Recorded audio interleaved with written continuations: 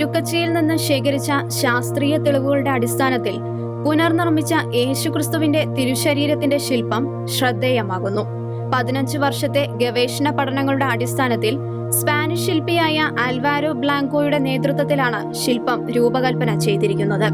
സ്പെയിനിലെ സലമാങ്ക കത്തീഡ്രലിൽ യേശുവിന്റെ പീഡാസഹനങ്ങളെക്കുറിച്ചുള്ള ദ മിസ്റ്ററി മാൻ എന്ന പേരിൽ നടക്കുന്ന എക്സിബിഷനിലാണ് ശില്പം ആദ്യമായി പ്രദർശനത്തിന് എത്തുന്നത്.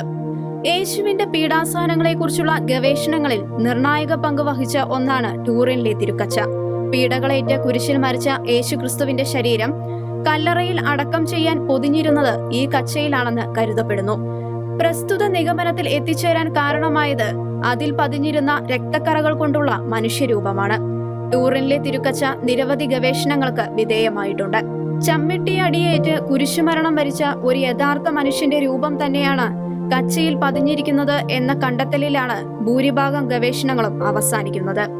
ടൂറിനിലെ തിരുക്കച്ചയിൽ നിന്ന് ഫോറൻസിക് സാങ്കേതിക വിദ്യകൾ ഉപയോഗിച്ച് ശേഖരിച്ച ശാസ്ത്രീയ വിവരങ്ങളുടെ അടിസ്ഥാനത്തിലാണ് പീഡാസഹനങ്ങളേറ്റു മരിച്ച യേശുവിന്റെ തിരുരൂപം സ്പാനിഷ് ശില്പിയായ ആൽവാരോ ബ്ലാങ്കോ പുനർനിർമ്മാണം ചെയ്തിരിക്കുന്നത്. ടൂറിനിലെ തിരുക്കച്ചയിൽ ദൃശ്യമാകുന്ന എല്ലാ മുറിവുകളും പുനർനിർമ്മാണം ചെയ്ത രൂപത്തിൽ ഉൾപ്പെടുത്തിയിട്ടുണ്ട്. കൂടാതെ തിരുക്കച്ചയിലെ മനുഷ്യരൂപം അതേ രീതിയിൽ യാതൊരു സാങ്കല്പികതയും ഉൾപ്പെടുത്താതെയാണ് നിർമ്മിച്ചിരിക്കുന്നത്. കാൽമുട്ടിന്റെ ഭാഗം ചെറുതായി പൊക്കിവെച്ചും കൈപ്പത്തികൾ ഒന്നിനു മുകളിൽ ഒന്നായി ചേർത്തുവെച്ചും തലഭാഗം ചെറുതായി പൊക്കിവെച്ച രീതിയിലുമാണ് രൂപത്തിന്റെ ഘടന. പീഡാസഹന വേളയിൽ രൂപപ്പെട്ട എല്ലാ മുറിവുകളും ടൂറിംഗ് കച്ചയിൽ പതിഞ്ഞിട്ടുണ്ടെന്നാണ് ഗവേഷകർ വിലയിരുത്തുന്നത്. അതിനാൽ തന്നെ മുറിവിന്റെ വലിപ്പമോ സ്ഥാനമോ മാറാതെ അത്രയും സൂക്ഷ്മമായാണ് ശില്പം നിർമ്മിച്ചിരിക്കുന്നത്. ചാട്ടവാർ അടികൊണ്ട് രൂപപ്പെട്ട ആഴമേറിയ മുറിവുകൾ, കൈകാലുകളിലെ ആണിപ്പഴുതുകൾ, 5-6 വാരിയെല്ലുകൾക്കിടയിൽ കുന്തം കൊണ്ട് കുത്തേറ്റപ്പോൾ രൂപപ്പെട്ട മുറിവ് തുടങ്ങിയ പ്രധാന മുറിവുകൾ കൂടാതെ ടൂറിംഗ് കച്ചയിൽ പതിഞ്ഞ പരിച്ഛേദനത്തിന്റെ മുറിവും ശരീരത്തിലെ രോമങ്ങൾ പോലും ശില്പത്തിൽ ഉൾപ്പെടുത്തിയിട്ടുണ്ട് എന്നതും ശ്രദ്ധേയമാണ്.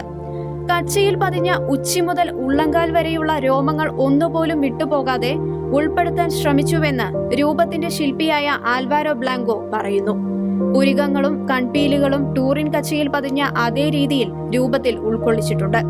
രൂപത്തിന്റെ തലഭാഗം പൊങ്ങിയിരിക്കുന്നതിനാൽ മുൾക്കിരീടം കൊണ്ടുണ്ടായ മുറിവുകൾ കൃത്യമായി കാണാവുന്നതാണ്. കൂടാതെ മൂക്കിനേറ്റ മുറിവുകൾ, മരക്കുരിശ് ചുമന്നതിന്റെ പാടുകളുള്ള ചതവ് പറ്റിയ തോളുകൾ, ചതഞ്ഞ വലത്തെ കണ്ണ് തുടങ്ങിയവ പീഡാസഹനത്തിന്റെ ഭീകരത തുറന്നു കാണിക്കുന്നുണ്ട്.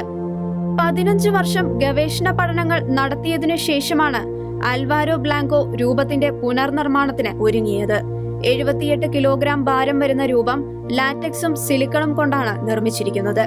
1.78 മീറ്ററാണ് തിരുരൂപത്തിന്റെ ഉയരം. സ്പെയിനിലെ സലമാങ്ക കത്തീഡ്രലിൽ ദ മിസ്റ്ററി മാൻ എന്ന പേരിൽ നടക്കുന്ന യേശുവിന്റെ പീഡാസഹനങ്ങളെ സംബന്ധിക്കുന്ന എക്സിബിഷനിലാണ് ശില്പം ആദ്യമായി പ്രദർശനത്തിന് എത്തിയിരിക്കുന്നത്. പ്രസ്തുത രൂപം മനസ്സിൽ ആഴത്തിൽ പതിയുന്ന ഒന്നാണെന്ന് എക്സിബിഷനിലെ ആദ്യത്തെ കാണിയായ സലമാങ്ക മെത്രാൻ മോൺസിഞ്ഞൂർ ജോസ് ലൂയിസ് റെറ്റാമ അഭിപ്രായപ്പെട്ടു.